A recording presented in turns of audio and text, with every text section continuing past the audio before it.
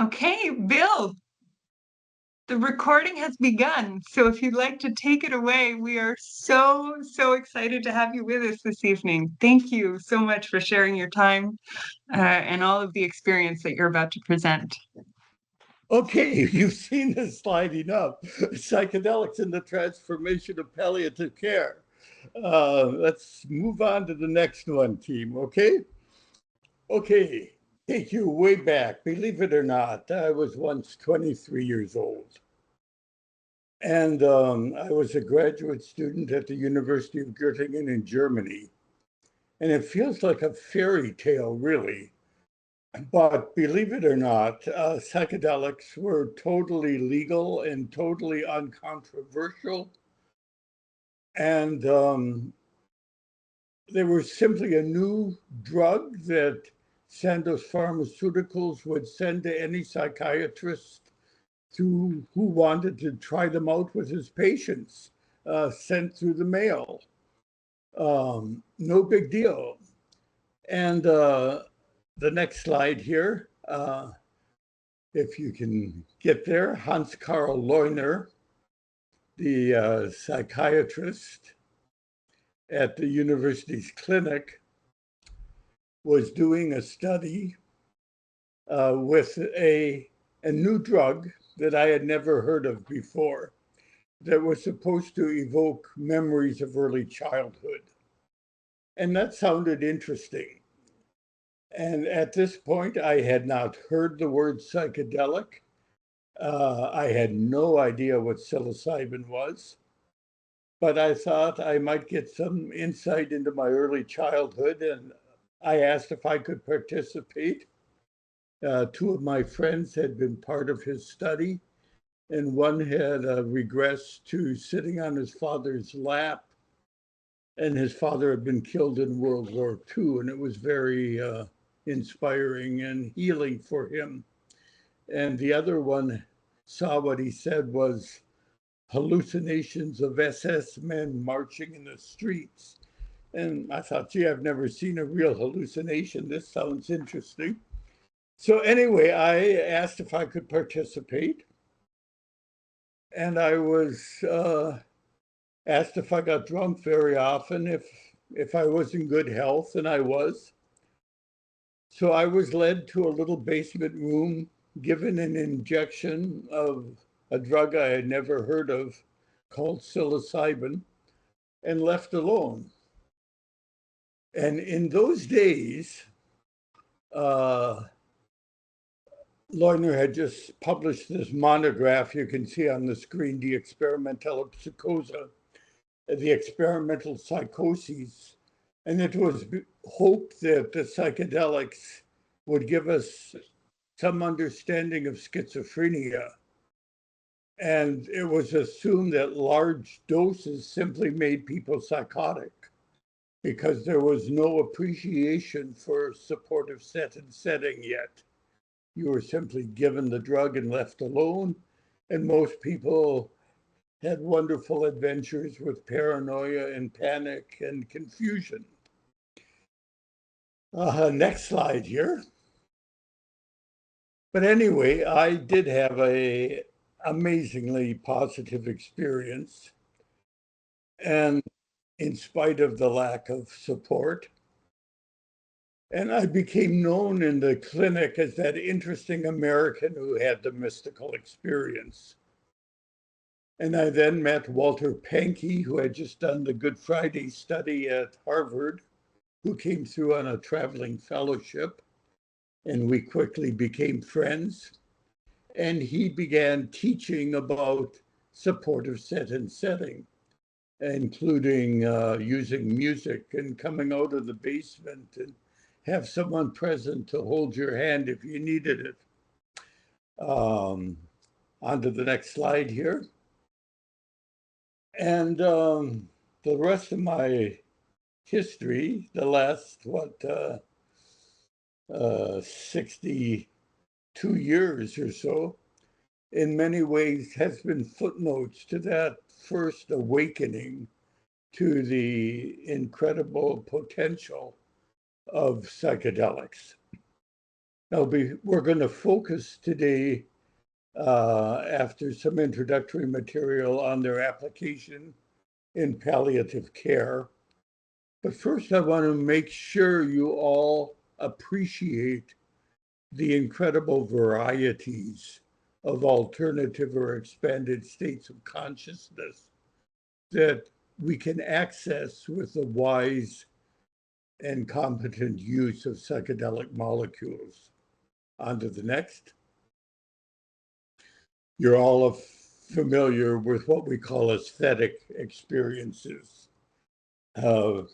perceptual changes, usually with low dosage or a lot of resistance. And they might be interesting, potentially frightening, but they're usually not life transformative. It's kind of what we call the tie-dye t-shirt effect. Next. And then we have these wonderful perceptual transformations that sometimes occur. In my book, which some of you may know, I describe looking at one of these mushroom stones in the middle of a psychedelic session and seeing it transformed into gold filigree and precious stones, and the god coming alive and talking to me. Incredibly fascinating, beautiful experiences. Have no idea what they mean or what they come from, but let's acknowledge that they do occur. On to the next. And then there's this whole realm of what we might call conventional psychotherapy, the realm of Carl Jung's personal unconscious, and the realm of what we call psycholytic therapy as opposed to psychedelic therapy, of accelerating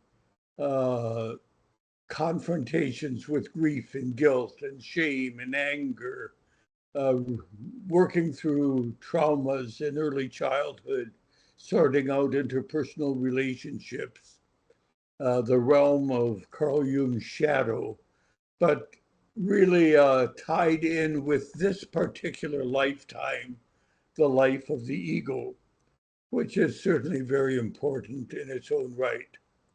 And we could spend a whole evening focusing on the richness of this realm. But tonight I want to take you into other realms. Next slide.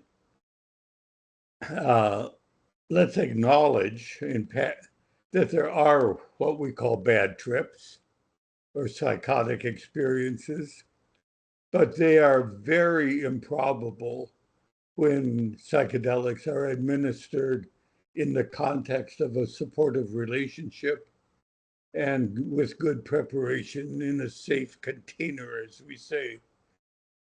And when a relatively mature person chooses to relinquish ego control, and of course, it's important that the dosage and the purity of the drug are proper and in the realm that is likely to be beneficial.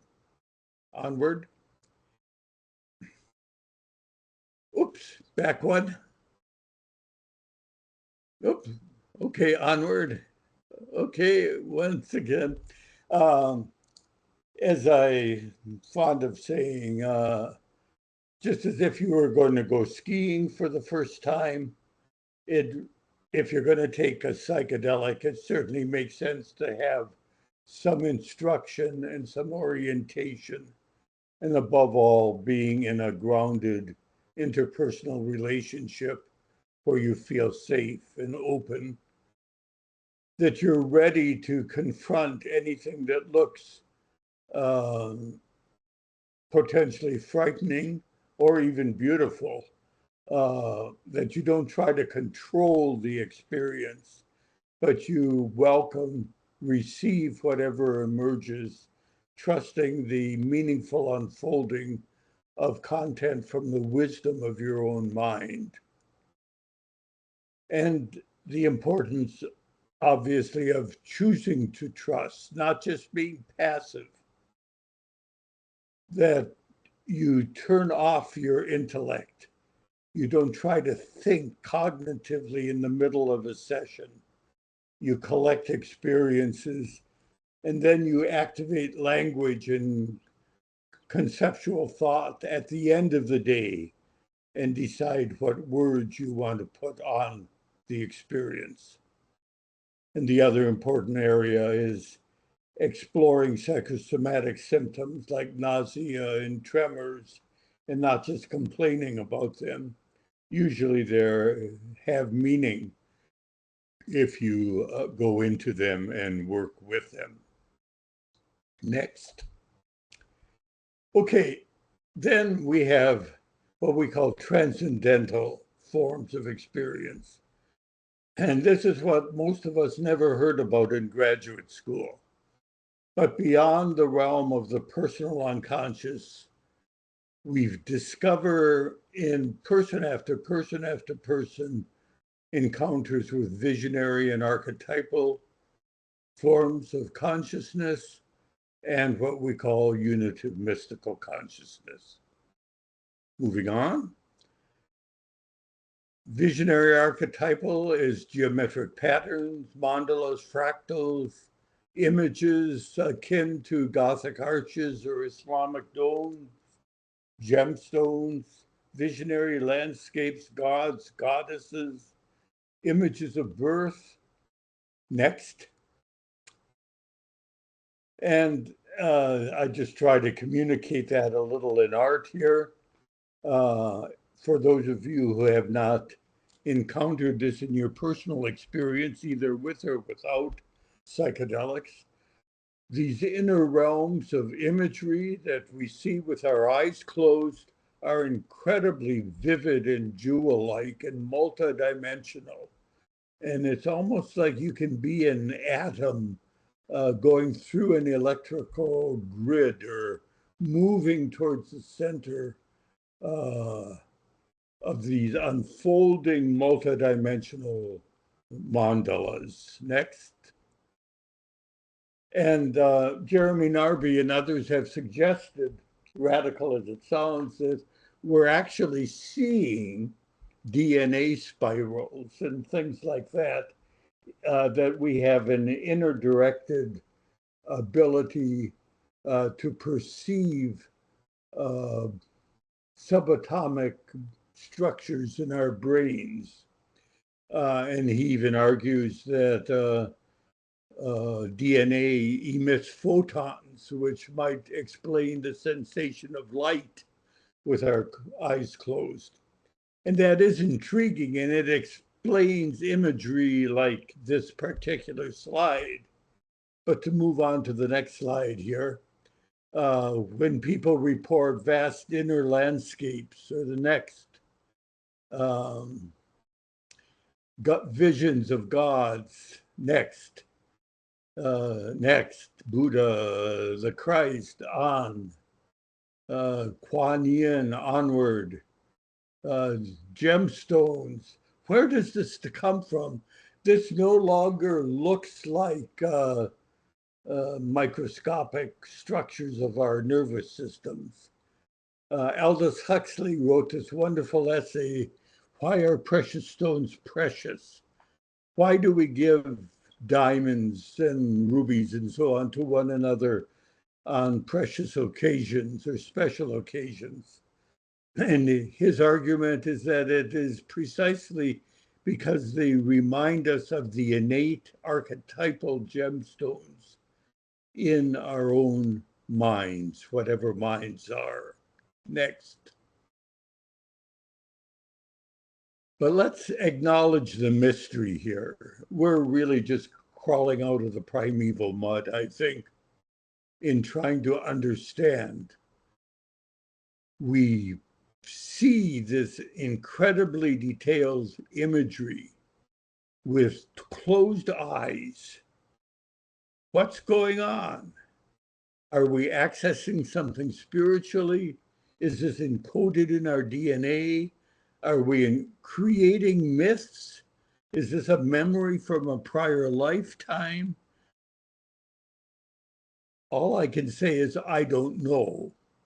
but I've had the honor of giving psychedelics to hundreds of people of all different backgrounds and professions and races and countries and languages and ages and degrees of physical health. And repeatedly, this content is reported. So let's just stand in awe of it. And any of you who can figure out how to explain it, send me an email. Onward. Okay, mystical consciousness. I think you all know that this is now a scientific term. You can find it in the Journal of Psychopharmacology. It has nothing to do with fortune tellers wearing turbans, looking at tea leaves, okay? Mystical consciousness is this unitive state that people report with high dosage and supportive setting of psychedelics. And it's very hard to express it in words. The Tao Te Ching, the Taoist scriptures, says, those who know do not speak, those who speak do not know. And the Russian poet Tuchev says, when it comes to talking about transcendental unitive states of consciousness, a word that's spoken is a lie. Well, forgive me and forgive us all, but let's go on to the next slide and I'll try to put some words on this, okay? In the history of thought, it's called by many names. A Maslow, the great psychologist of transpersonal psychology, called them major peak experiences, like a mountain peak. In the scientific literature, we hesitate to call them mystical or unitive, so we call them mystical type experiences or non-dual experiences, that the scientific world is a little embarrassed to be bumping into the realms that usually have been the purview of religion and depth philosophy. There are philosophical terms, the numinous, the ground of being, the one, the void that contains all reality, the nameless, so on. Huxley called it the source of the Platonic or perennial philosophy. Alfred North Whitehead suggested that all of modern philosophy is simply footnotes to Plato, and that this is the ultimate philosophical discovery within consciousness. William Miller pointed to it as the trigger of quantum change, because after these mystical experiences, there are often significant changes in the level of depression and anxiety in a positive direction. Many of us would just say it's a glimpse of enlightenment, a beginning of waking up. Next. Now, in mystical consciousness, there is no observing ego. My Bill Richards essentially isn't there anymore. But yet, when rebirth occurs, I discover it in my memory. So it makes it very hard to talk about it. I was there, but I wasn't there. It was after death, but before ego birth or rebirth. And the image of Hinduism is really very helpful. They talk about the drop of water of the Atman falling from the sky into the ocean of Brahman, as that is what is happening when the everyday personality merges with the oceanic mystical unity. In the scientific world, of course, we try to measure things. It may be silly and profane, what percentage of God did you experience today?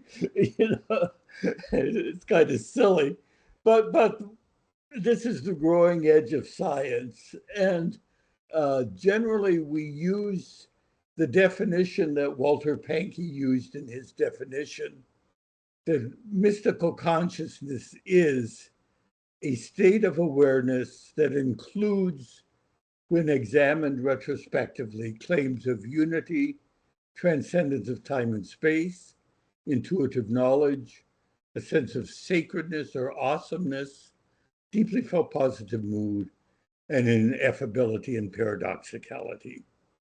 William James, in the varieties of religious experience, also pointed to transiency to differentiate it from prolonged psychosis, and pointed to persisting changes in attitudes and behavior that follow it. And that, of course, those last two are not part of the phenomenology of the experience.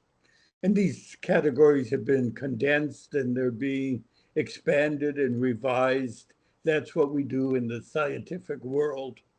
But let's move ahead and let me give you some idea of what we're talking about. In world religions, there are words for this. Christianity calls it the beatific vision. Islam, Baqwa wa Fana. Judaism calls it Sekel Mufla. Taoism, Wu Wei. Hinduism, moksha or samadhi.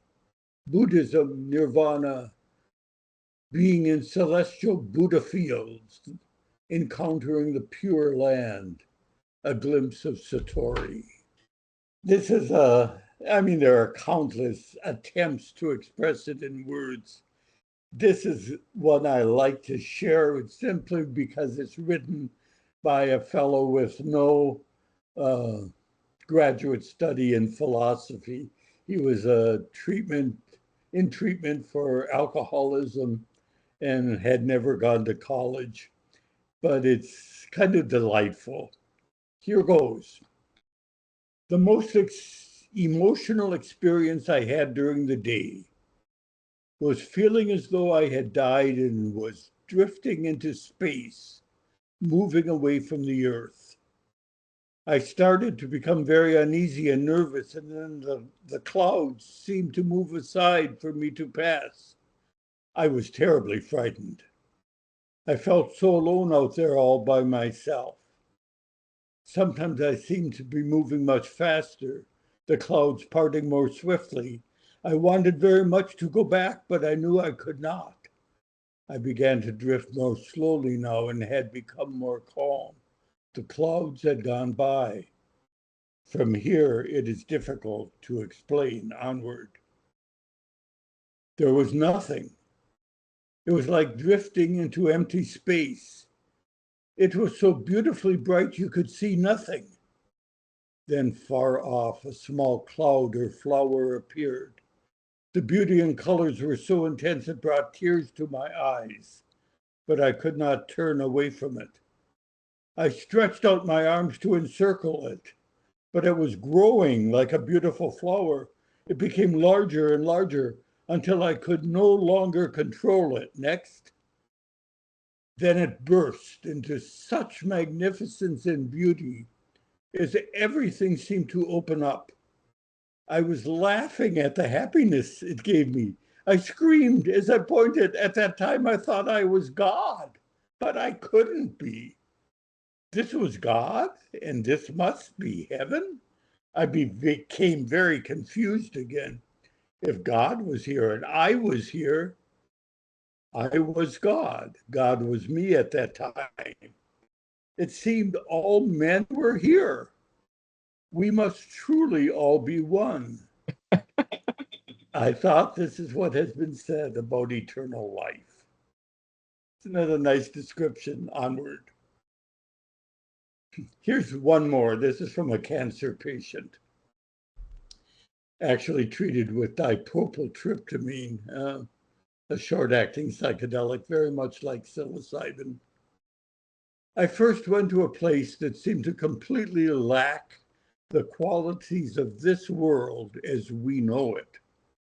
I seemed to transcend time and space, and I lost complete identification with the so-called real world. The experience seemed to me to be as if I was going from this world back to another world before this life had occurred. When I was there, everything seemed to make sense. It was a very beautiful world, one in which love was very much a part. The basic theme that I perceived was that life continues to go on and we are basically some form of essence from a supreme being, and we are part of that supreme being onward. I don't have the fear of death I once had. I am willing to accept the plan of the Creator and go on when it becomes necessary to the next segment of his creation. I have found that everyday living seems to be much more enjoyable. Small things in life that I may have overlooked, I seem to appreciate now. I have a much greater and deeper understanding of other people and a much greater capacity to try to fulfill other people's needs. Overall, I think I am a much more content individual, having had the great opportunity to just glimpse for a very short moment the overall thinking of God, of possibly being brought into his confidence for just a brief period, to be reassured that there is a very beautiful, loving, masterful plan in the universe for all of us.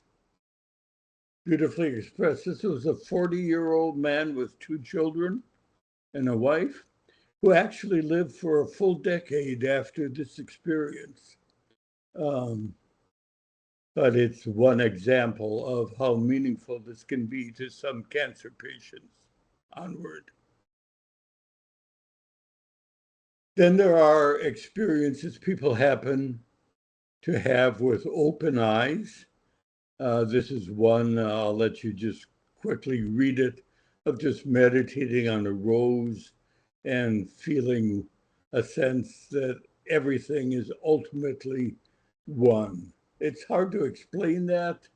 I think Alfred North Whitehead helps the idea of prehension, of the energy of perception and the energy of what is perceived somehow resonating with one another. It sounds awfully schizophrenic, but I don't know how else to explain it. But there's this profound feeling of an ultimate unity experienced with open eyes. Next.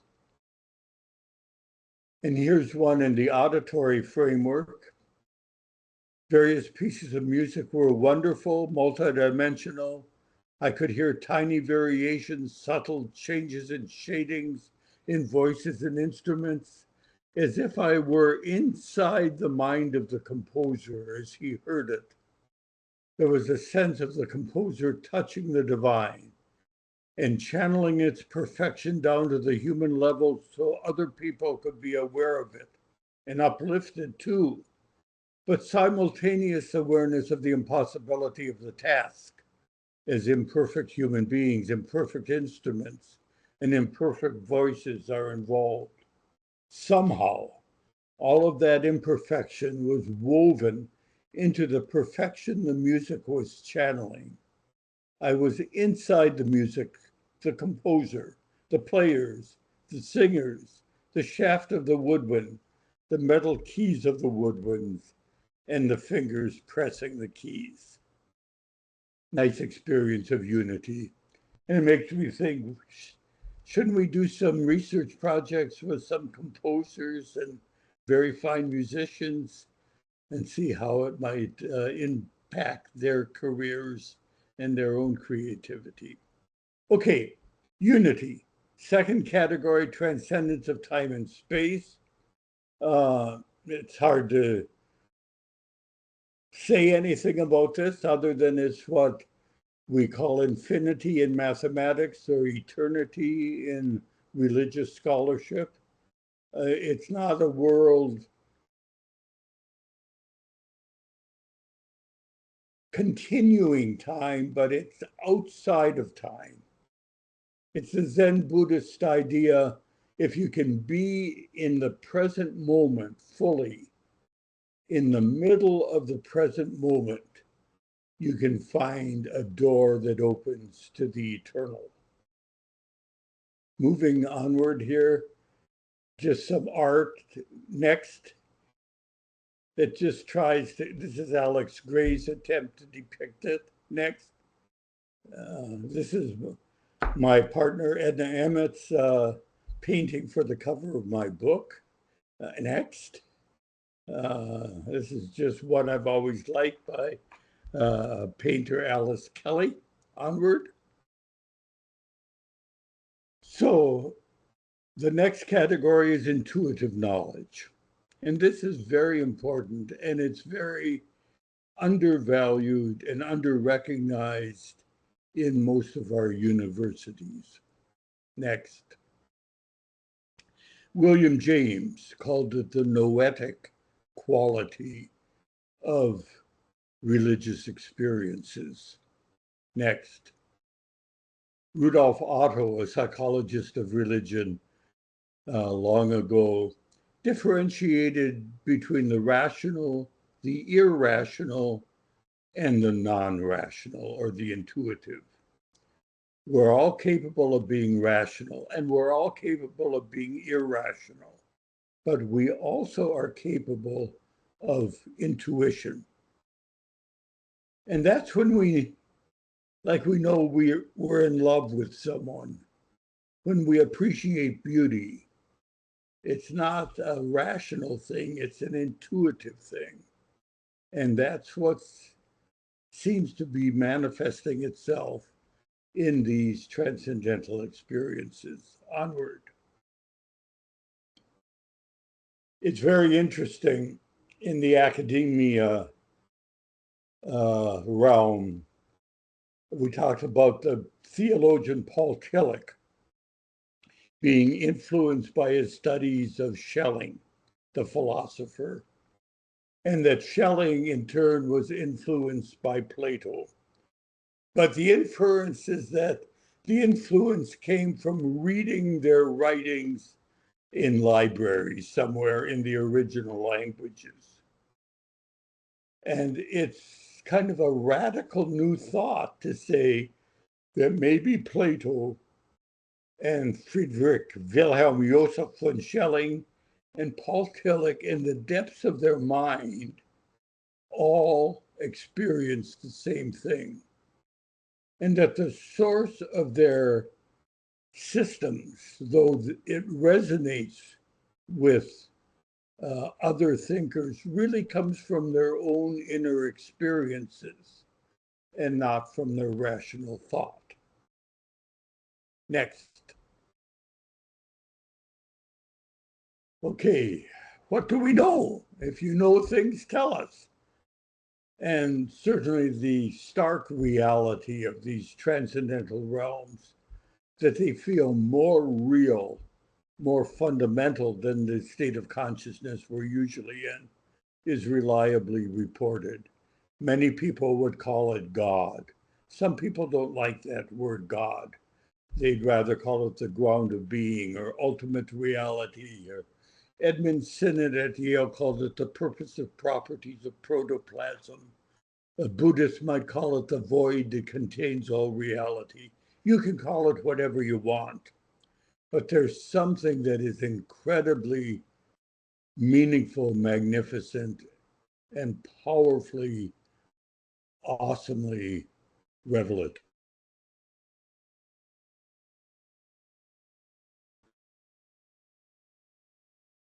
Next slide. The relativity of time and space.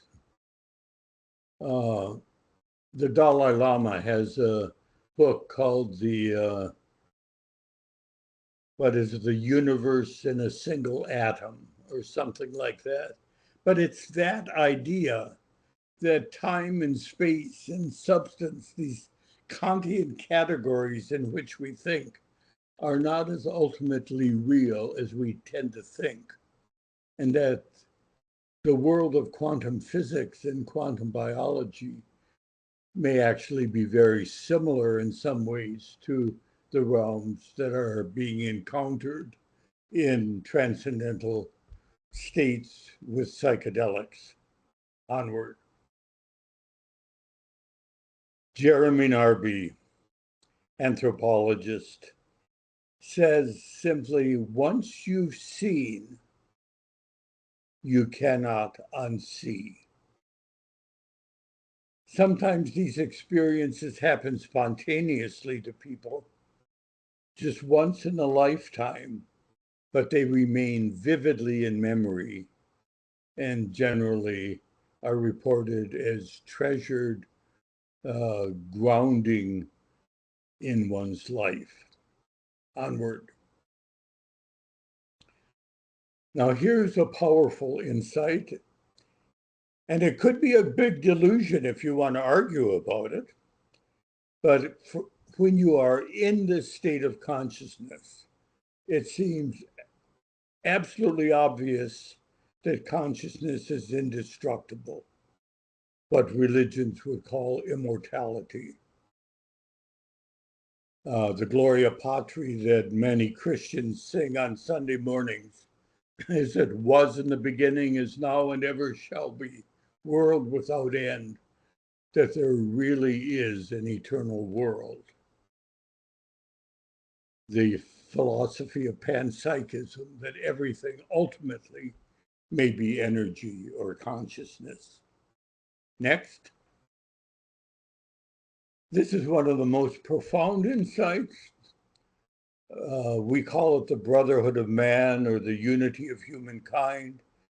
Hindus would call it the bejeweled net of Indra.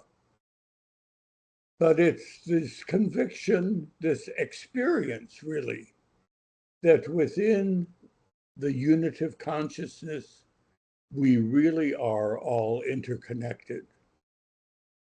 And it makes logical sense. If there is a great unity, we must all be part of it. But that the ethics and the values that come out of that perspective are really very profound. That everyone really is your brother or sister. You are connected. And if you think you're alone and isolated, you're really deluded and very closed down in your awareness. If you wake up, you discover we are one family. Pretty profound. And it's to be found in all the great world religions. Onward. The absoluteness of beauty, it's not just a subjective judgment, but it's a perception. Onward.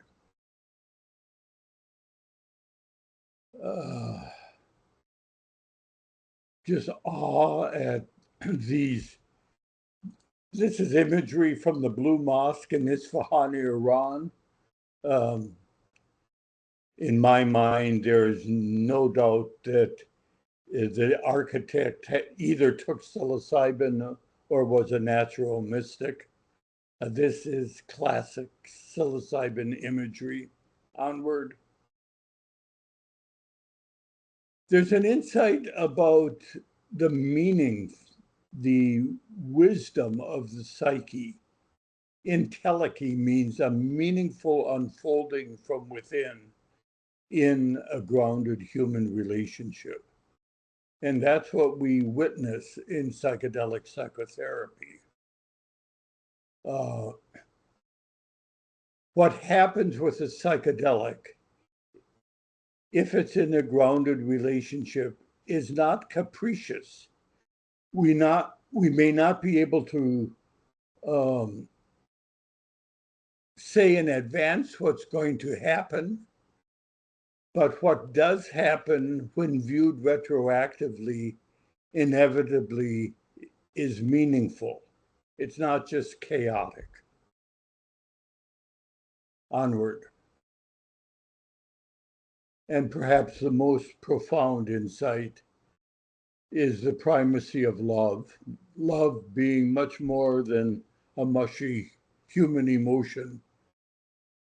At the end of the Divine Comedy, Dante says it is love that moves the sun and other stars.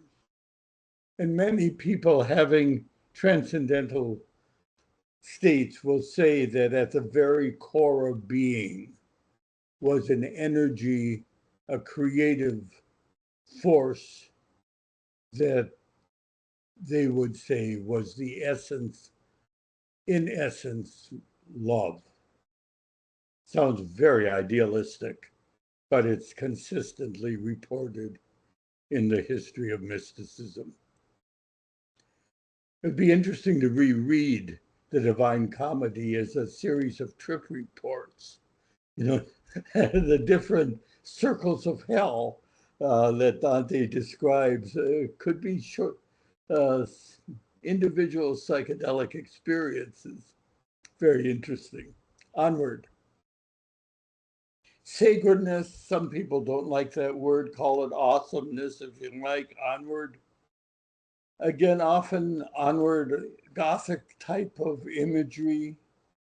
There's the hypothesis that the medieval architects were really trying to build the visionary world in this reality, and that is the origin of Gothic architecture.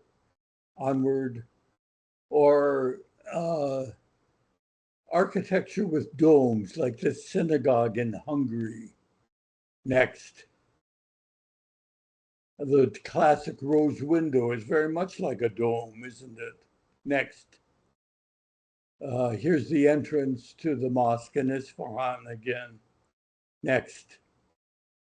This is a temple in India. If you put it on its side, you have a rose window. Again, this is visionary architecture. Onward. This is a mandala from Bali of Shiva. And again, the many facets in the center. Onward. This is the dome of Isfahan. It almost looks like the end of a neuron or something, if you want to see it that way, moving in and through. And the next one here, the dome of St. Peter's Basilica in Rome, which I've always liked because there's this light that goes still further in the center. But this is visionary imagery as well as fascinating architecture. And it's often encountered during the action of psychedelics in high dosage with supportive set and setting.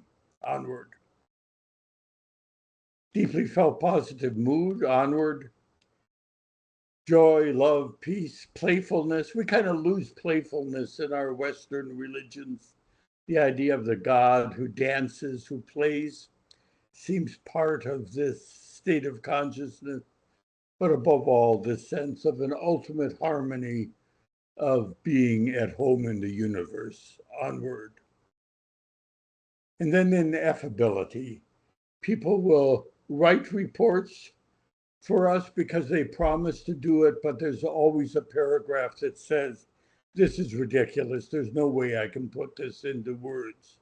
It's ineffable. It's paradoxical. Next. And one way I try to explain that is with my friend Gorg here, who is the caveman who is transported to, next slide, modern Manhattan. And then he's zapped back to his cave. And his wife says, Gorg, what did you experience? And all the poor man can say, it was big, it was awesome. But he doesn't have the vocabulary for skyscraper and airplane and subway and cell phone, etc. Okay? And I think it's very similar when we come back from these transcendental unitive states of consciousness. We simply don't have the vocabulary to try to express them, the content. And yet there's a sense that it wasn't chaotic. There was a beauty, there was an order, there was a meaning. But it's perhaps for future generations to articulate in language. Onward. And then the paradoxicality. I love Escher's angels and demons here. The innocent angels and the devilish demons making one beautiful pattern. Next, or the symbol of Taoism. You go into the black dot and you come to the white field. You go into the white dot and you come to the black field. Ultimately, it's both and, heaven and hell, fear and joy, beauty and terror. It's all part of a great unity. Onward. Okay. Now, imagine me, if you will, or yourselves, if you like, as this young 23-year-old kid who had this experience. And then I returned to Yale Divinity School for the third year in a degree in teaching and research in religion. Next slide. And I went to the head of psychology of religion at Yale. And I shared my experience with him. That was not Norvin Hine. And his response was to feel threatened. And he gave me an article full of statistics to critique, to prove I could still think rationally. And he was simply not interested in religious experience, which was his right. But then I took that same description to Norvin Hine, who you see here, who just died a few years ago at 103. And Norvin was my professor of Hinduism. And Norvin read the same description. He paused. He looked me in the eye. And he just said simply and softly, Bill, now you know. And that acknowledgement that there are spiritual discoveries we can make that are not important for human knowledge, but are beyond the limits of language. Norvin knew that. And his affirmation of me was very helpful. I was all of 24 years old then. Next.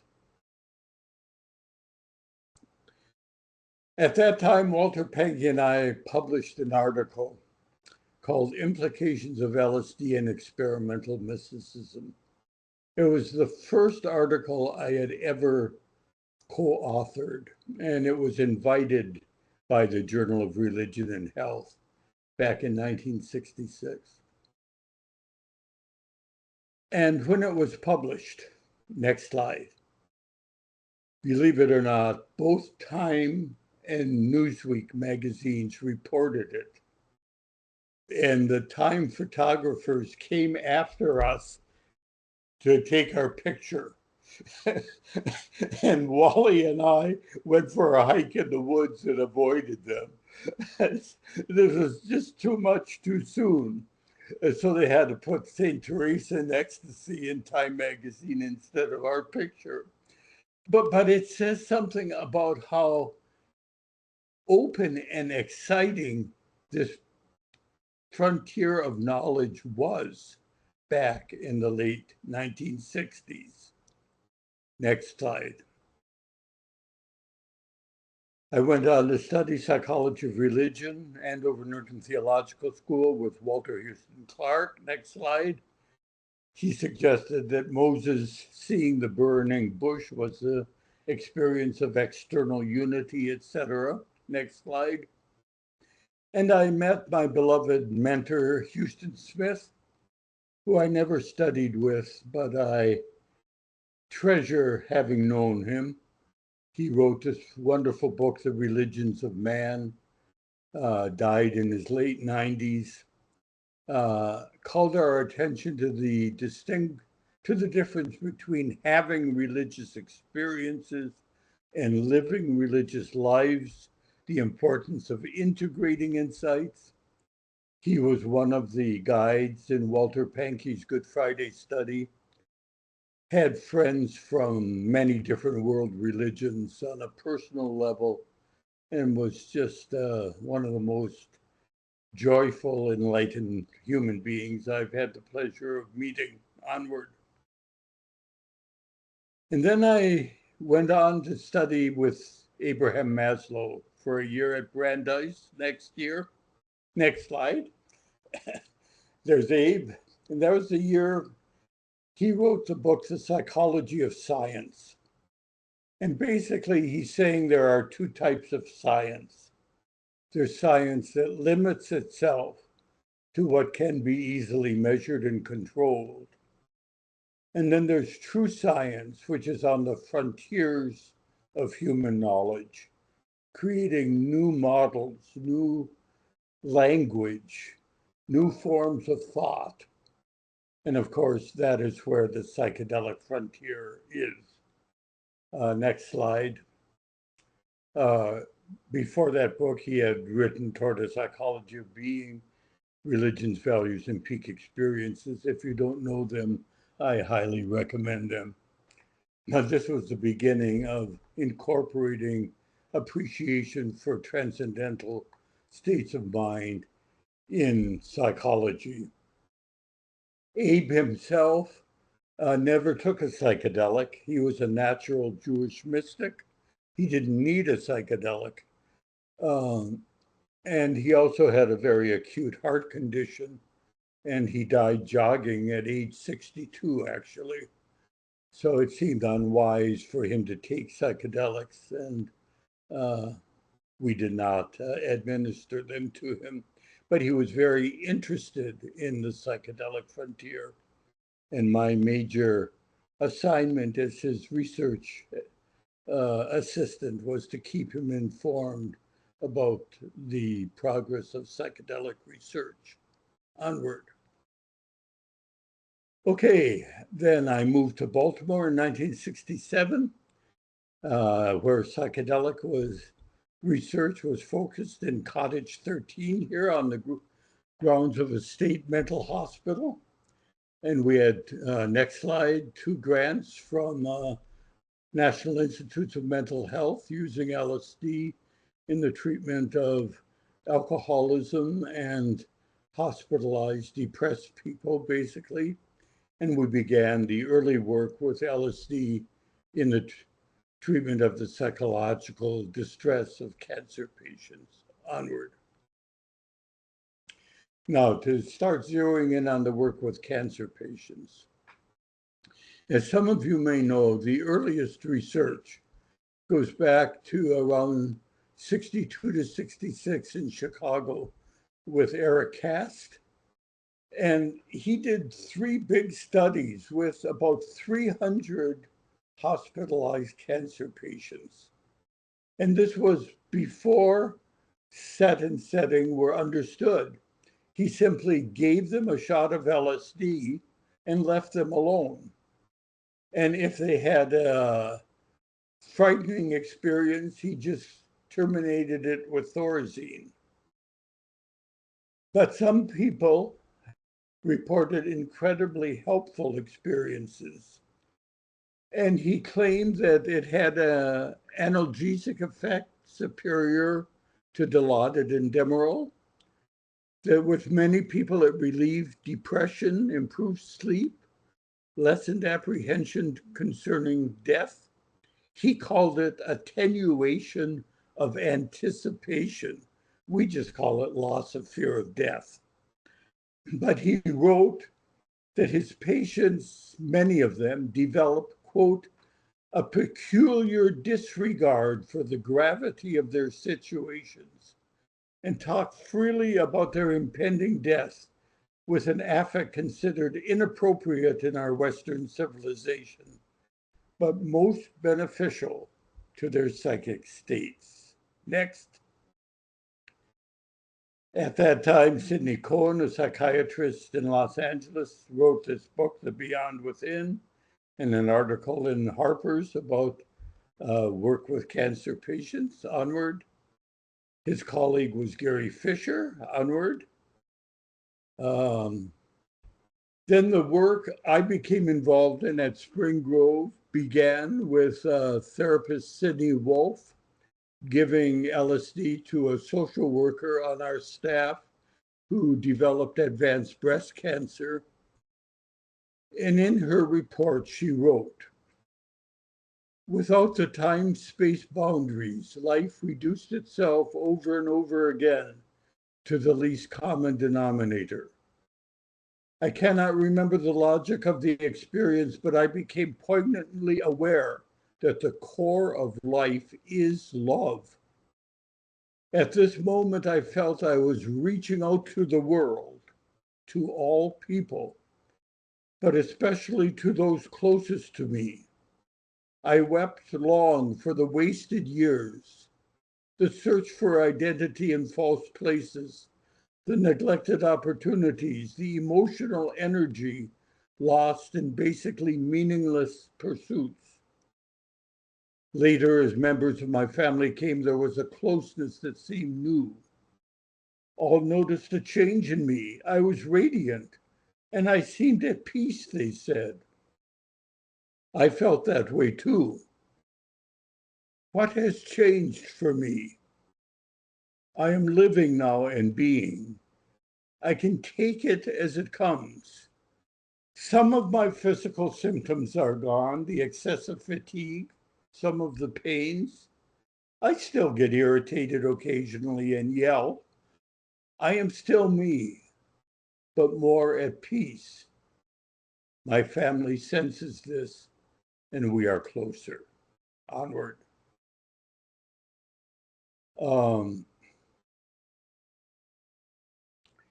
I'll take a moment here to just tell you about one of the early cancer patients I treated with LSD. I call her Sarah. And she had read Sidney Cohen's book about Van Gogh-like transformations of perception. She was a fairly wealthy woman, and she had some very valuable works of art brought into her private room in Sinai Hospital in Baltimore, wanting to look at them while LSD was active. And what her experience was what she called an emotional bath, basically crying the entire day, going through loneliness, rejection, isolation, uh, just what many might call a bad trip. And at the very end, there was some imagery of bouncing yellow balls in the streets of New York that reminded her of a happy experience with her sister there once. But the point I want to make is that this proved to be profoundly helpful to her. She had sent her two children away, hoping to be dead before they returned. They were at summer camps, and she called them both home and personally prepared them for her death. She did the same, told off her husband and her rabbi and her doctors who had underestimated her ability to deal with her cancer. She gave away her jewelry to close personal friends, one piece at a time. I want you to have this to remember me by. And finally, I was with her just as she was on the verge of entering into coma. And her concept of the afterlife was always that death was a light bulb going out. And I respect whatever concepts people have. I don't try to impose my uh, ideas or visions or concepts on others. And I asked her, Sarah, do you still think death will be like a light bulb going out? And she looked me straight in the eye and she said, yes. And then there was a long pause. And then she said with a little impish smile, but I'm willing to be surprised. And then she sank into coma and died with her sister holding her hand. But that's always stuck with me as a testimonial to the importance of experiences that may be purely psychological and not transcendental, and how helpful they can be to cancer patients and others. Next. Okay, in Baltimore, we moved half a block up from this little cottage 13 to the newly built Maryland Psychiatric Research Center. This was a psychedelic researcher's dream. 4 stories, psychedelic treatment suites with special kitchenettes and bath, privacy, library, auditorium, office space, animal research, biochemical laboratory, sensory isolation rooms and a sensory isolation chamber, room for EKG, EEG, you name it. A center for psychedelic research funded by the state of Maryland. And it included state-financed positions for the entire staff to populate the building. Now, what more could you wish for? Okay. Well, next slide. There I am. See, I did have brown hair once. That was in my new office at the Maryland Psychiatric Research Center. Onward. Next slide. Stan Groff joined us there. Onward. And John Reed. Onward. And I don't know if you can appreciate this is kind of a lesson in history now, but in the mind, in the mid-1960s, there were over 1,000 publications on the promise of LSD in psychotherapy.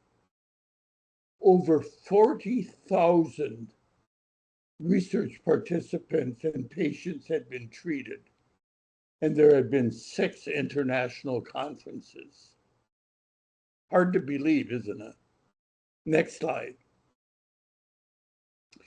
And then the staff at the Maryland Psychiatric Research Center got smaller and smaller till basically it was myself and 2 secretaries.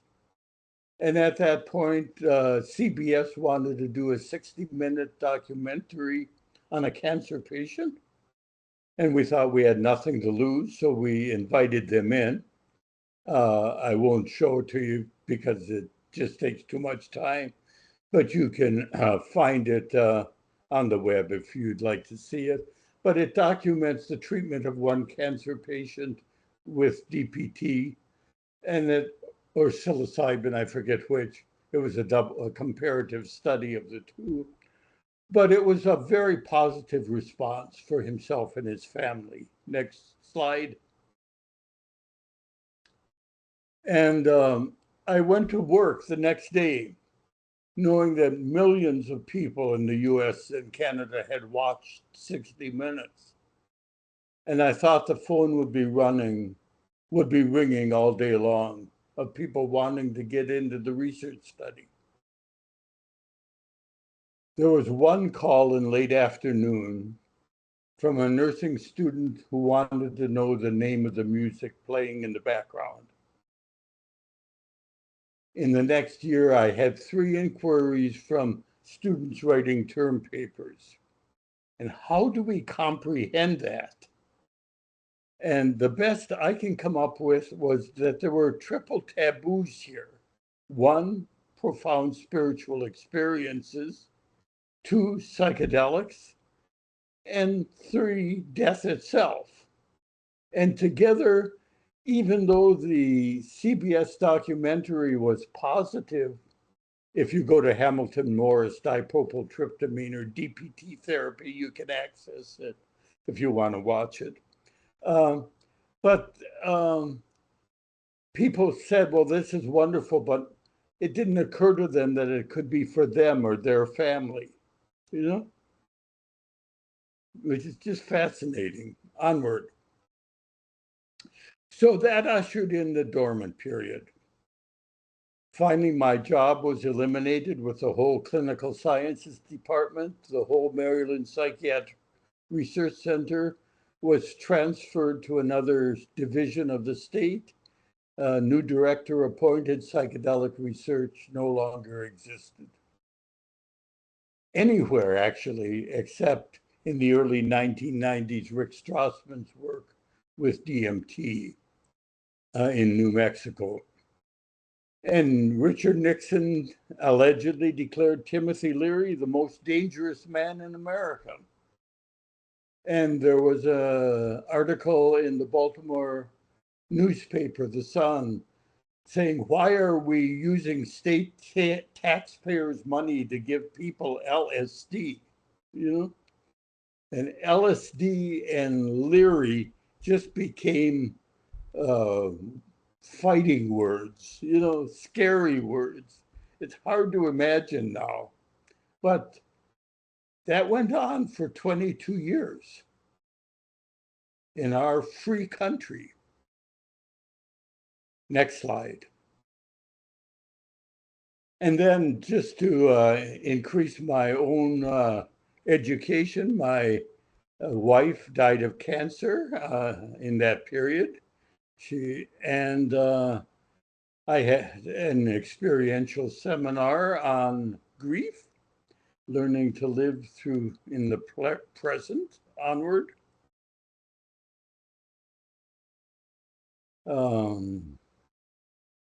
I was teaching a course at that time at Antioch University on death and dying, and believe me, I learned some new things. My son, Dr. Brian Richards, was 11 years old when his mother died. And now he's a 50-year-old specialist in psychedelic therapy with cancer patients, who looks at his childhood loss as part of his training to be a good psychedelic therapist. Amazing how the big picture changes things. Onward. But in around 1999, Bob Jesse, next slide, connected Roland Griffiths and myself, and we were able to restart psychedelic research at Johns Hopkins. Next. And zeroing in on the studies with cancer patients, there were other studies with normal volunteers that are fascinating. And you can find them on the Hopkins website if you want. But our first study with psilocybin and cancer patients was 51 depressed cancer patients, randomized double-blind crossover study, low dose and high dose, 2 sessions with 5 weeks between. And you'll not be surprised to know that after the high dose sessions, there were decreased ratings of depression, anxiety, fear of death, increases in quality of life, meaning, optimism, and this held up 80% at 6 months after a single or these two, a placebo-like and a high-dose LSD session, or psilocybin session, I'm sorry. Next slide. And about that same time, a study was done by Alicia Danforth and Charles Grove at UCLA. Next slide. And another one in New York University by Tony Bossas, Jeff Gus, and Steve Ross. Onward. And if you combine those three studies, next slide, there were 93 participants at 3 sites, and all found significant decreases in anxiety and depression after a single skillfully conducted intervention with psilocybin. Reports of increases in well-being, meaning interpersonal relationship. No one was harmed, and there was sustained improvement at 6-month follow-up. Next slide. If you want to read more, go to these websites and others. It's all there waiting for you. Onward. Just acknowledge some of our international colleagues. You may know of Peter Gasser in Switzerland, who is just a busy psychiatrist in a small private practice who has gotten permission from the Swiss government over a couple decades to give psychedelics to cancer patients, often one person at a time, and certainly has found beneficial responses. Next. Marg Ross, Justin Dwyer in Melbourne have been doing marvelous things at St. Vincent's Hospital with cancer patients and psychedelics and are continuing to do so. Onward. Theracil, I just got back from training therapists actually in Western Canada, and they're going full speed ahead trying to make access to psychedelics, especially psilocybin, legal in palliative care in Canada, in training therapists and moving ahead with just an amazing staff of palliative care docs and visionaries who are very qualified and well-grounded. It bodes very well for the future in Canada. I hope we can catch up with them. Next slide. Also in Canada, this is on the eastern side, University of Calgary, they were just awarded $1 million a year for 5 years for a study funded by the Canadian Cancer Society. Next slide. Tony Bach at the University of Washington has been doing wonderful things in palliative care that you may be aware of. Next. Lou Lucas, similarly, she has coined the word palliadelic that just might stick, but she's in Omaha, Nebraska, director of palliative medicine, going strong, especially working for a while with pancreatic cancer. Next slide. In Colorado, Jim Grigsby and Stacy Fisher doing a big study. Next. Ben Lewis and Anna Beck in University of Utah are doing work with cancer patients. Next. Sivan Schieper in Zurich has $1 million Swiss or $1 million Swiss franc grant for a study in Zurich. Next. And also in Switzerland, Federico here, who I haven't met yet, but he certainly is a bright leader in applying psychedelics in palliative care. Next. And my friend Manish Agrawal here in Rockville, the CEO of Sunstone Therapies. Next slide. This is the first center in the United States built for psychedelic therapy. Behind that woman in the red dress are 4 individual treatment rooms where we give psychedelics to cancer patients. And this area in front is often used for group preparation and group integration. It's a beautiful setting overlooking a beautiful garden. And psychedelic research, especially focused on cancer patients, is surging ahead there.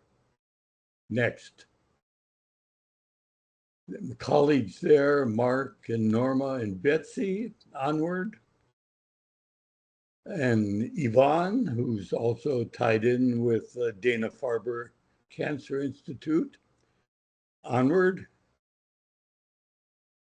Our first study at Aquilino was 30 people who had individual and group integration sessions, and had their 4 sessions at the same time in 4 separate rooms with individual therapists and integration. We have a follow-up group. Some of the cancer patients have been in that group over 4 years, 5 years even. And it meets once a month, and they really support each other. I am very, very impressed by the group dimension in integrating psilocybin into palliative care. And of course, it also is less expensive than individual therapy, especially using 2 therapists. Next. Again, you can read these reports. They're published in JAMA Oncology and Cancer of remission in symptoms of depression and no serious adverse effects. Onward. New researchers, just to mention, Maureen Amit in Houston, Ross Allison in Bosman, Montana, John Lundberg in Sweden, Gustavo Vaquez in Kingston, Ontario, Anna Beck, we did, I already mentioned, in Utah, and I'm sure there are many I have not mentioned. It is just amazing to me.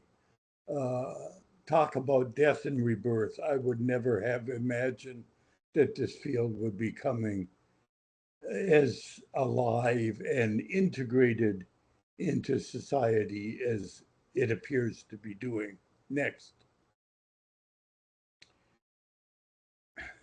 The psychedelic resonance. When I looked yesterday, there were 224 approved studies on clinicaltrials.gov using psilocybin.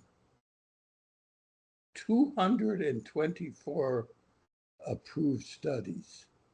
That's pretty amazing. Next. Summary here. Why is especially mystical experience helpful? Leaves people with awe and gratitude. Next. Good old David Steindl-Rast, you may know, grateful.org. He just died at 96 on April Fool's Day. But he was, I think he was Benedictine in Switzerland, very positive about the promise of psychedelics. He says the essence of the spiritual life is feeling gratitude. Onward. Change in self-concept. After a mystical experience, your understanding of who you are, who other people are, what the nature of reality is, has shifted. Next. Change of self-worth. That there are resources within. Next word. Inner resources, interconnectedness. If you think you're all alone feeling sorry for yourself, you're deluded. You need to wake up, and psychedelics can help you wake up. Next, rebirth, empowerment. It's amazing, and I suspect you have seen this, how many cancer patients following psychotherapy with psychedelics actually become the social workers in their families.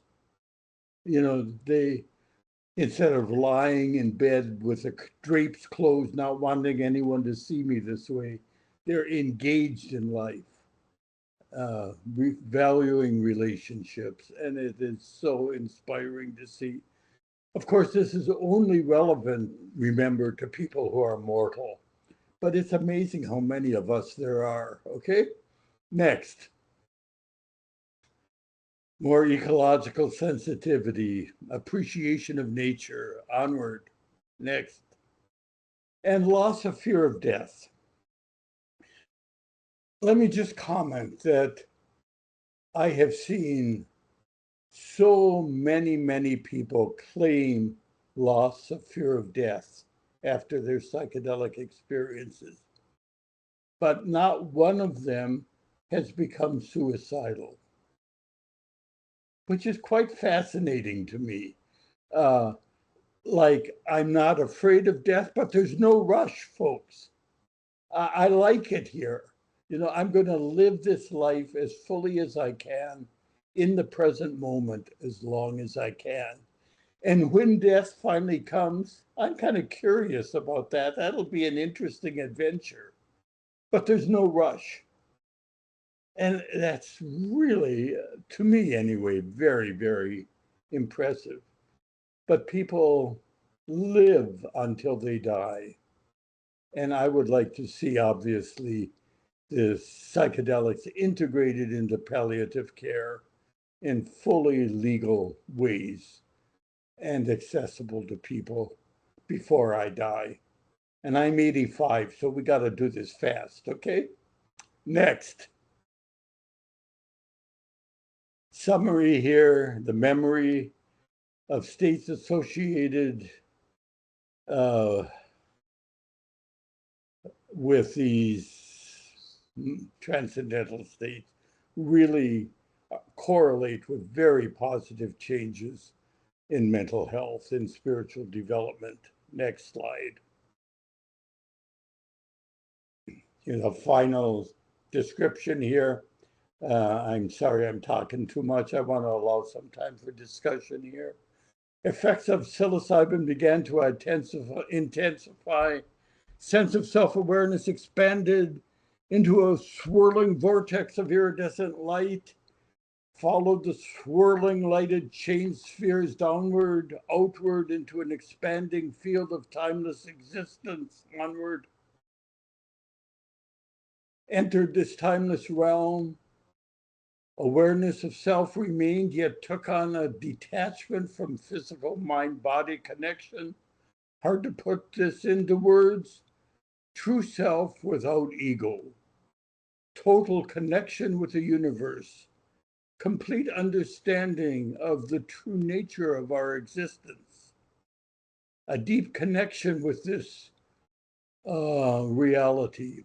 One you have always known, but needed this moment to remember the eternal truth of this fact. Next.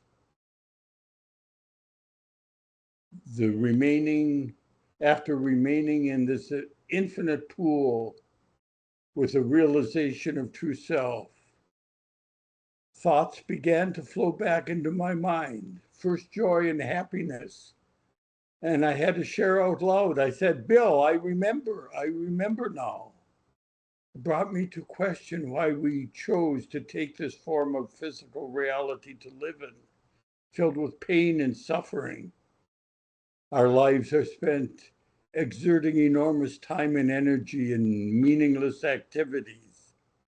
We live in a state of illusion that acts as the prison for the true self. We have forgotten who we actually are. Sadness to this fact, but it was also a form or matrix that can offer lessons. A wave of compassion flowed outward towards the collective consciousness of humanity, seemingly trapped in a state of obscurity from truth. Next. Just some resources here. If you don't know these films, you might enjoy looking at them. There's a very fine film coming out later this year called Edge of Life by a very fine filmmaker in Australia, Lynette Walworth, that focuses on cancer patients and psychedelics. And the final slide, I think, here. Well, this is more videos you can look at. One more. data if you want them. You can read the statistics onward. This is the dream of future psychedelic therapy centers, completely legal, onward. And the future is now. You may have heard just today, I think, Czechia, the former Czech Republic, has legalized the medical uses of psychedelics, psilocybin, joining Switzerland and Canada and Australia, all with their limited structures, but at least it's becoming legal. And in our country, we have Oregon, Colorado, and New Mexico, and hopefully more are coming. And there are more and more ayahuasca and similar groups, maybe around the corner from where you live, that are perfectly legal ways to receive psychedelics in the United States. Next. That's it. Okay, some time for discussion. If you can get rid of this slide now. How's that? Is the slide gone? Can you hear me? Yes. Good. Trace, did you raise your hand? Do you want to ask a question?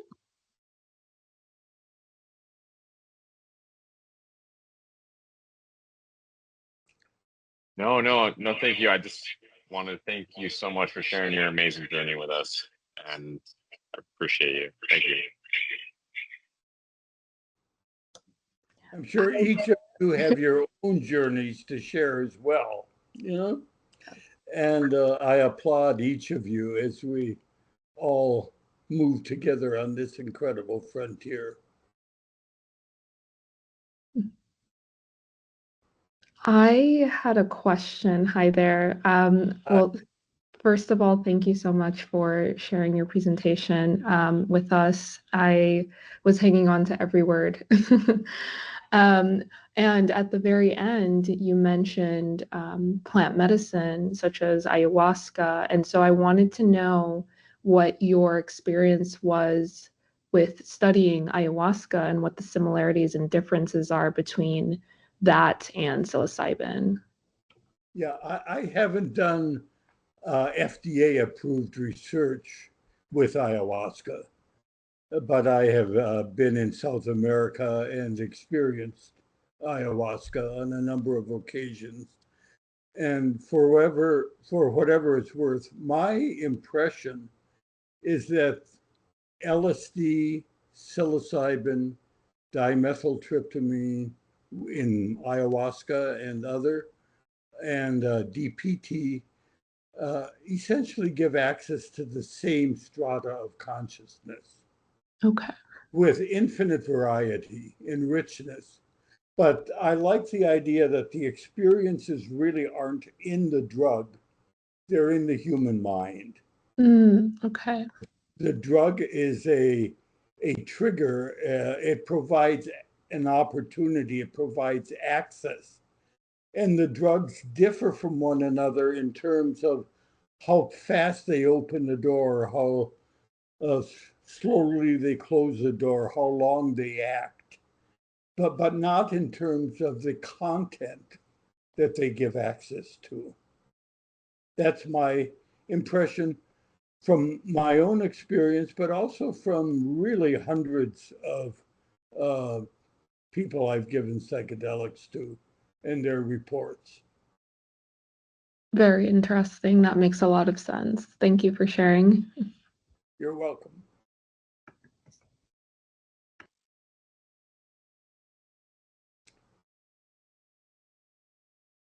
All comments and questions are welcome. There's a question in the chat that I'll read from Malia. It says, what are our first steps to begin exploring this as practitioners? I feel so many of us see the value and power in this, but are not sure where to start. Note, most will likely be implementing this on a small scale rather than working in a dedicated center for psychedelics.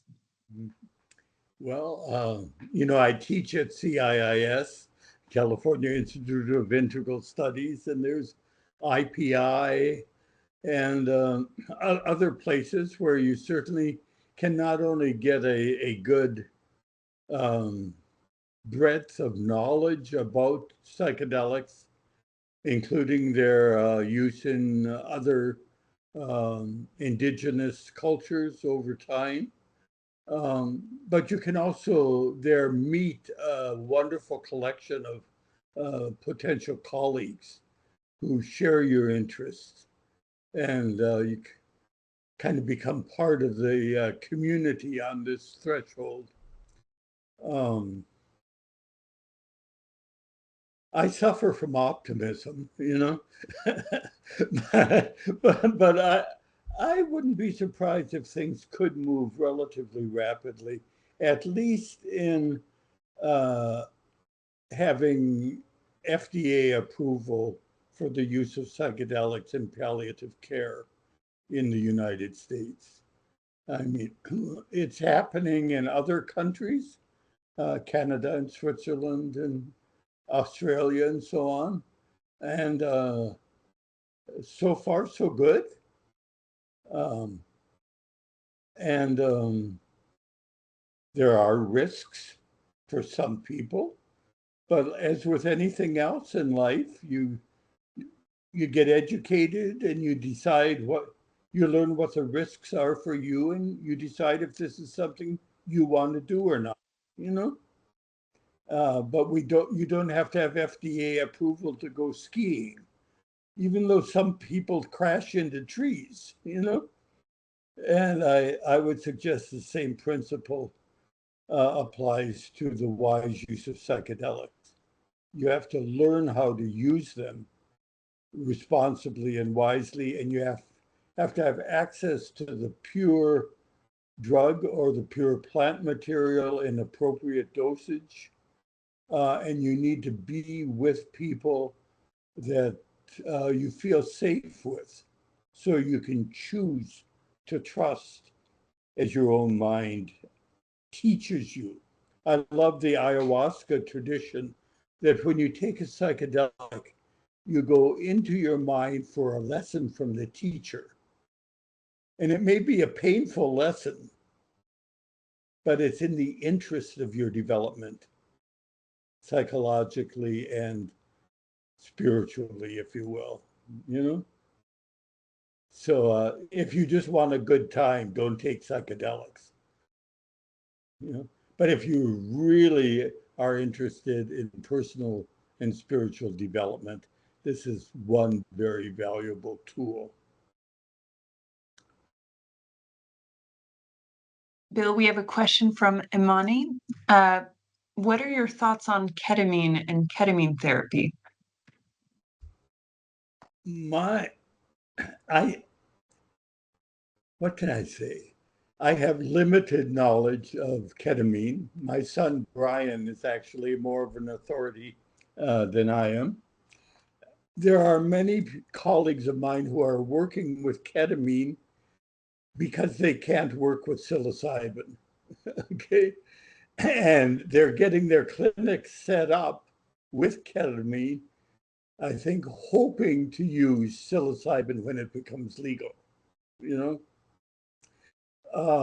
Ketamine unquestionably can be profoundly psychedelic.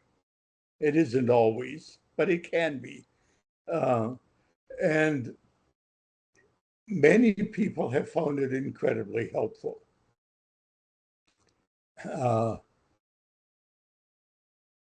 I don't think it's quite in the same category as what we call the major psychedelics, mescaline, psilocybin, LSD, dimethyltryptamine, ayahuasca, okay? But it's certainly helpful to some people, and something is better than nothing, and it is legal, and there are ketamine clinics coming into being all over the place right now. That's the best I can say. Maybe you can teach me a few things. Yeah.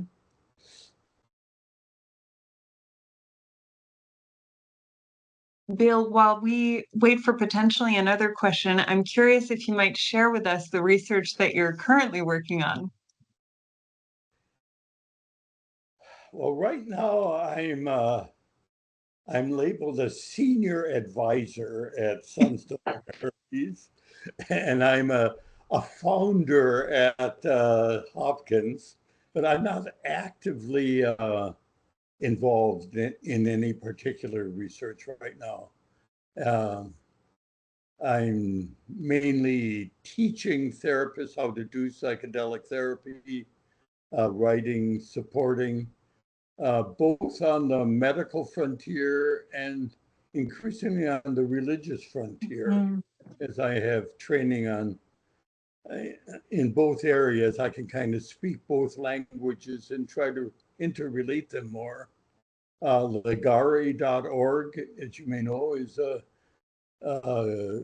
new nonprofit trying to build bridges between Christianity and psychedelic research. Shefaflow.org is doing the same thing in Judaism. And Sugra Ahmed, who was a Muslim participant in the study that was just published that I did with Tony Bossis with religious professional leaders, is doing that in Islam. So the religious communities, the religious scholarship communities are finally waking up to the psychedelic frontier, which is very interesting. And we want to respectfully educate them without frightening them. Okay.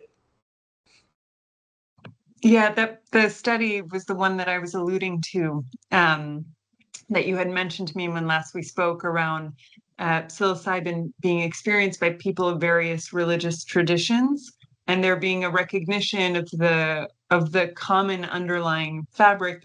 Your brotherhood slide comes to mind, and that kind of research or undertaking feels particularly pertinent in light of today's geopolitical events.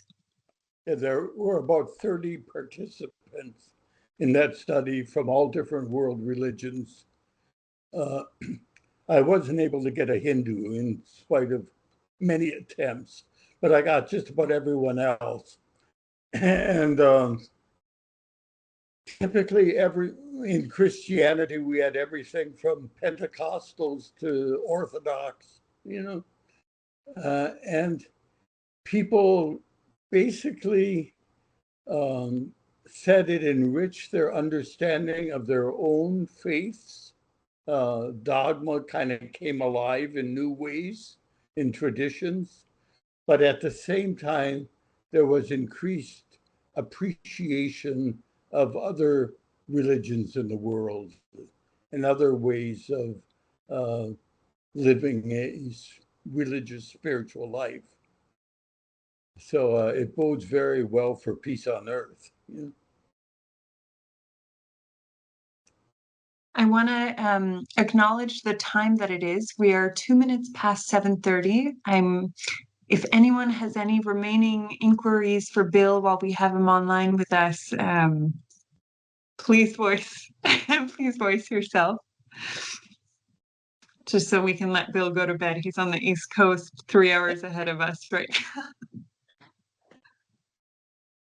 Well, thank you for hosting this and for your interest and attention. And many of you may contribute to knowledge and research on this frontier in your own ways, and more power to you. Thank you so much for all your help. Thank you.